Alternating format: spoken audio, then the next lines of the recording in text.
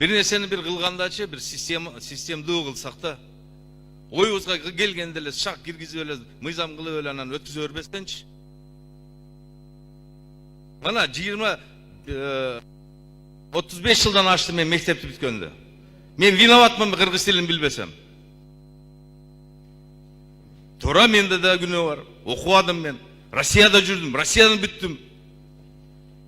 Азыркы балдар Англияда, Америкада, бүт Европаларда окуды. Аларда эмне күнөө? Эгиле бир системна bunga подход кылайлы. Мектепте биринчи окутайлы. Анан бүгүн эле мектептен класстан класска өткүзбөйбүз деген. Бул эмне деген бал экен? Оюңарга келгенде эле кыла бересиңер бардыңар. Тимеле патриот болуп эле бар. Патриотизм башка нерседе. Ел үчүн, журт үчүн, мамлекет үчүн иштегенде патриотизм.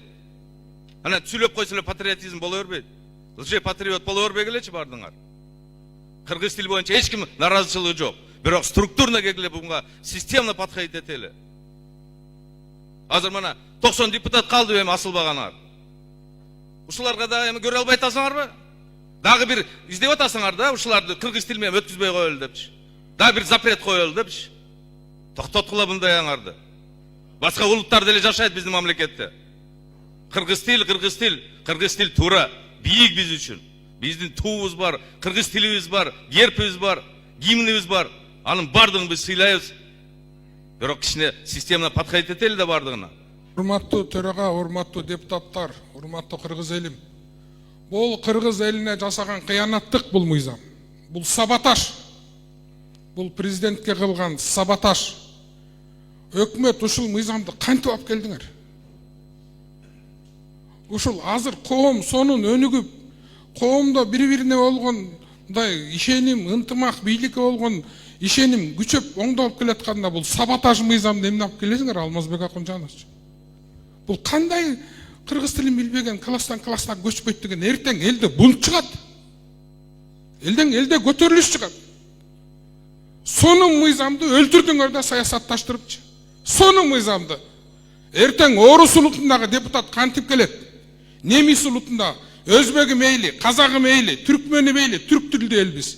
А орустар, немистер, башка улуттагылар кантип депутат болот? Алар эл эмеспи? Конституцияда жазылып турат.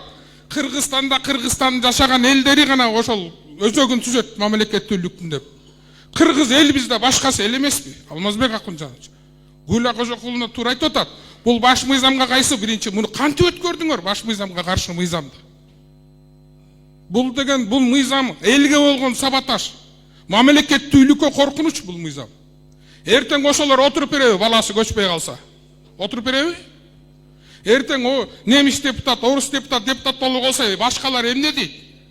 Кантип болот бул?